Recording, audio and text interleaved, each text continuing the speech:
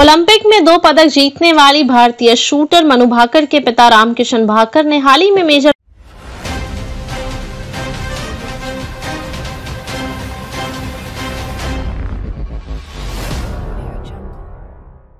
ध्यानचंद खेल रत्न पुरस्कार के लिए अपनी बेटी के नाम पर विचार नहीं किए जाने पर गहरी नाराजगी जताई है।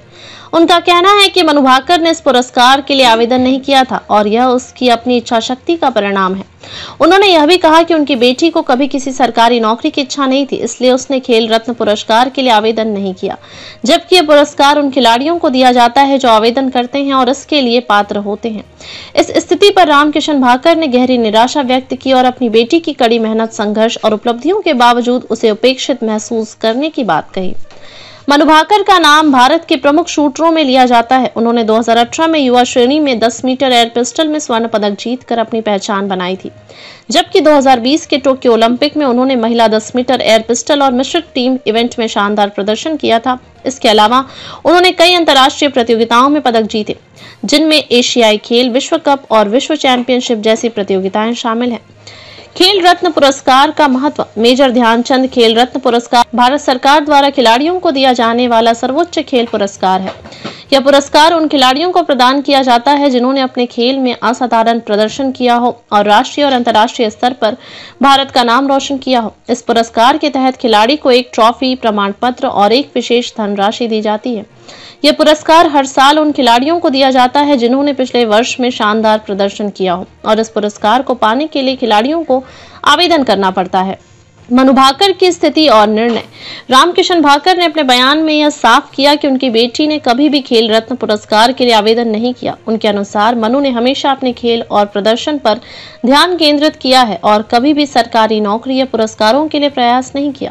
उनके लिए महत्वपूर्ण बात यह रही कि वह अपने देश का नाम रोशन करें और अपने खेल में उत्कृष्टता प्राप्त करें। मनु भाकर का यह दृष्टिकोण बहुत ही प्रेरणादायक है, क्योंकि आजकल बहुत से खिलाड़ी अपने करियर के दौरान पुरस्कारों और सरकारी लाभ की तरफ ध्यान केंद्रित कर लेते हैं, लेकिन मनु ने हमेशा अपनी कड़ी मेहनत और समर्पण से ही सफलता की दिशा चुनी। रामकिशन भाकर ने कहा कि अगर मनु भाकर ने इस पुरस्कार के लिए आवेदन किया होता तो उन्हें यह पुरस्कार मिल सकता था, लेकिन वह कभी भी किसी नौकरी या पुरस्कार के पीछे नहीं भागी। उनका मानना था कि उनका उद्देश्य सिर्फ और सिर्फ अपने खेल में उत्कृष्टता प्राप्त करना था।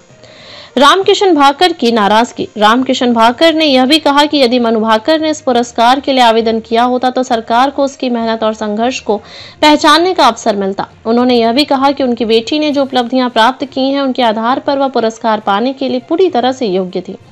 रामकिशन भाकर ने यह भी स्पष्ट किया कि उनकी बेटी ने हमेशा अपने खेल पर ध्यान केंद्रित किया और वो कभी भी सरकारी नौकरी या अन्य सुविधाओं के लिए आवेदन नहीं किया। उनका यह बयान इसलिए भी महत्वपूर्ण है क्योंकि आजकल कई खिलाड़ी पुरस्कारों और सरकारी नौकरियों के लिए आवेदन करते हैं, जबकि मनु भाकर का दृष्टिकोण बिल्कुल अलग था। उनका मानना है कि पुरस्कारों की प्राप्ति से ज्यादा महत्वपूर्ण है अपनी मेहनत और खेल में उत्कृष्टता को साबित करना। मनु भाकर की उपलब्धियां और संघर्ष।